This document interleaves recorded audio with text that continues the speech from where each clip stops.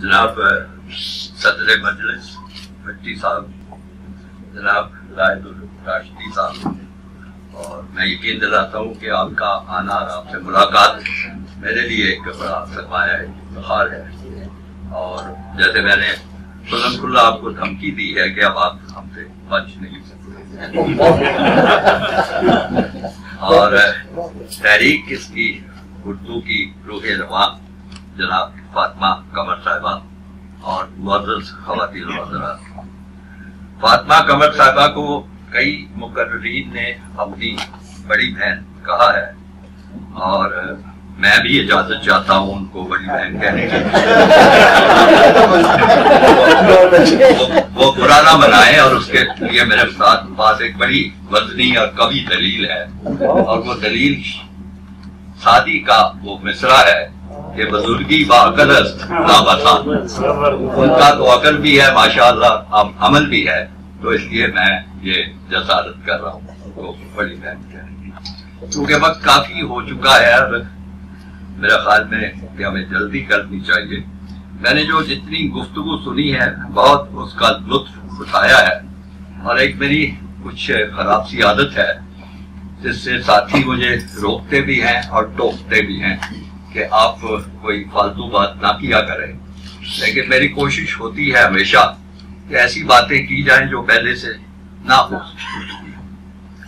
मैं बड़ा खुश हुआ रायदुल राशिदी साहब की जो गुफ्तगू थी, उसमें पहली दफा मेरे ख्याल में जितने मुकर्रीरीन को मैंने सुना कि किसी ने पाकिस्तान बनने से पहले जो थी उसकी तारीख का हवाला दिया। इससे पहले हवाला कोई नहीं आया था, और जैसे उन्होंने कहा कि वो तारीख के तालिब इल्म है, तो बड़ा मुनासिब बहुत अच्छा हवाला दिया। ये बात रुक नहीं जाती इकबाल पे, कायद आजम पे, मौलवी अब्दुल हक पे और डॉक्टर अब्दुल्ला पे, ये बात शुरू होती है सर सैयद अहमद खान से। और आप जिन्होंने तारीख पढ़ी है उनको पता होगा कि 1867 कि हमारी उर्दू दादी का हाल ये है कि 67 भी कई दफा अंग्रेजी में बताना पड़ता है। 1867 में बड़ी एक अजीम तहरीक चली थी जिसका नाम था उर्दू हिंदी तनाज़ा। ठीक, मैं अर्ज कर रहा हूँ, उर्दू हिंदी तनाज़ा, और बहुत जोरदार तहरीक चली थी जिसकी रूह रवां सर सैयद अहमद खान थे, और उर्दू के लिए उन्होंने अलम बुलंद किया था। और दूसरी तरफ से हिंदी की आवाज बुलंद हुई जिसमें हिंदू पेश थे, लेकिन मुसलमान कौम जो थी वो उर्दू के लिए खड़ी हुई थी। इससे मैं ये दलील लाता हूँ और ये सोच आपके सामने रखना चाहता हूँ कि ये किसी दस्तूर साज असेंबली का फैसला नहीं था, ये एक पूरी मुसलमान कौम का फैसला था कि हमारी जुबान उर्दू होगी, और उसी उर्दू की बुनियाद पे हम तहरीक उठाएंगे, और वही हमारी आजादी की बुनियाद भी बनी कि हम मुसलमान हैं, हमारा दीन इस्लाम है, हमारी जुबान उर्दू है। ये वहां से शुरू हुई थी, और 1867 से भी पहले इसकी कुछ चीजें मिलती हैं, लेकिन अगर यही साल ले लिया जाए तो आप तसव्वुर करें कि कितनी लंबी ये जिद्दोजहद थी, कितनी लंबी तहरीक थी, और कितना जोरदार किस्म का ये मामला जो था उठाया गया, जो कि जिसका हवाला हमारी गुफ्तगू में जो है वो बहुत कम आया। ये हमारे सामने ये चीज रहनी चाहिए। दूसरी बात ये है कि हम जो पंजाबी लोग हैं, बहुत ज्यादा गुफ्तगू हुई थी कि सरहद के लोग, पख्तूनख्वा के लोग, बलूचिस्तान के लोग, सिंध के लोग, वहां पे उर्दू के लिए कितनी मोहब्बत है। अक्सर तासुर ये मिलता है, अगर तहरीरें पढ़ें, अक्सर तासुर ये मिलता है कि जैसे उर्दू जो है कोई पंजाबियों की जुबान है और दूसरे कोई बड़ी मेहरबानी कर रहे हैं कि वो उस पे उर्दू पे तवज्जो दे रहे हैं। जैसे मैंने अर्ज किया कि ये सारी मुसलमान कौम की जुबान थी, उसके बाद दस्तूर साज असेंबली ने इसको कानूनी हैसियत दी, कानूनी शक्ल दी।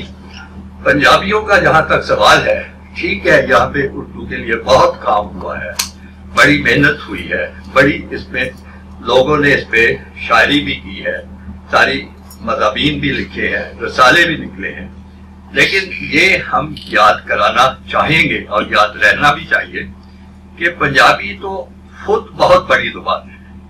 ये जुबान میاں محمد بخش کی زبان ہے، یہ بلے شاہ کی زبان ہے، یہ سلطان باہو کی زبان ہے، وارث شاہ کی زبان ہے، اور ابھی آپ نے جو عارفانہ کلام یہاں پہ پڑھوایا وہ بھی پنجابی زبان تھی۔ تو یہ تو اہل پنجاب کی بہت بڑی قربانی ہے کہ وہ پنجابی کے ساتھ ساتھ اردو کو ایک قومی زبان، ایک قومی فریضہ، ایک تحریک کی زبان سمجھتے ہوئے اس کو اتنی زیادہ توجہ بھی دیتے ہیں، اس پہ اتنی زیادہ محنت بھی کرتے ہیں، اس سے اتنا زیادہ پیار بھی کرتا ہے۔ تو یہ ہماری ایک بہت اس میں ہماری ایک لگن کا معاملہ ہے، اس میں ہم نے اپنا حصہ بہت زیادہ اس سلسلے میں ڈالا ہے۔ تیسری بات جو میں عرض کرنا چاہوں گا کہ اردو سے محبت کا تقاضا ہے کہ ہم اردو بولیں، یعنی اگر ہم اردو بول رہے ہیں تو اردو بولیں۔ میں جب ساری تقاریر سن رہا تھا اس میں نے ایسے شغلن انگریزی کے لفظ جو تھے وہ لکھنے شروع کر دیے، تقریباً 3 صفحے جب بھر گئے تو میں نے چھوڑ دیا۔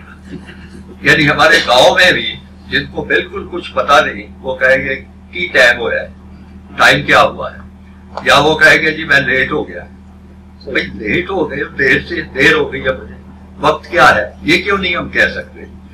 اسی طرح جو پڑھے لکھے لوگ ہیں وہاں پہ یہ سارے لفظ بولے جاتے ہیں، فلانا ڈپارٹمنٹ ہے جی، فلانا سسٹم ہے۔ وہی سسٹم نظام بھی ہے کہہ سکتے ہیں، ڈپارٹمنٹ کی بجائے آپ محکمہ بھی کہہ سکتے ہیں۔ آپ اپنی ساری تقریریں میں آپ کو چیلنج کرتا ہوں، آپ کو یہ چیلنج بھی انگریزی کا لفظ ہے لیکن آپ میری زبان میں انگریزی بہت کم پائیں گے۔ تو یہ آپ دیکھیں گے کہ 20% فیصد کی بھی ہمیشہ بات ہوتی ہے، وہ پرسنٹ کی بات ہی ہوتی ہے۔ بے شمار فیصد آپ لفظ ایسے دیکھیں گے، اور پڑھے لکھے لوگوں کی گفتگو میں آپ دیکھیں گے کہ وہ انگریزی زیادہ ہوگی۔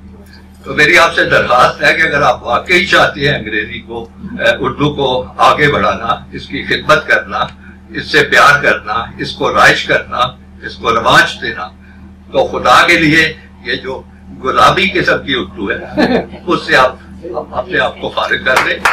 آپ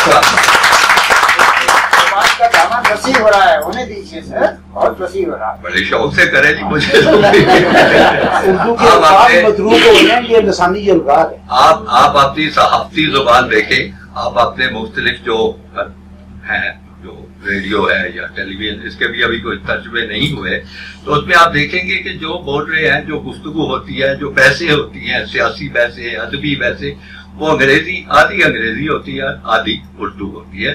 تو اس لیے ہم کوئی اچھا تاثر نہیں چھوڑتے۔ اگر آپ باہر کے لوگوں کی بات کرتے ہیں تو آپ وہاں پہ ایسی چیز نہیں پائیں گے۔ اگر کوئی انگریزی بول رہا ہے تو وہ انگریزی بولے گا۔ فرانسیسی لوگ جو ہیں وہ اپنی زبان میں کہیں انگریزی کا لفظ آ جائے تو بڑے ان کو شرم محسوس ہوتی ہے، اور اس سے وہ پرہیز کرنے کی کوشش کرتے ہیں۔ بہرحال اگر رانا صاحب نہیں مانتے بات تو میں تو رد کر دیتا ہوں۔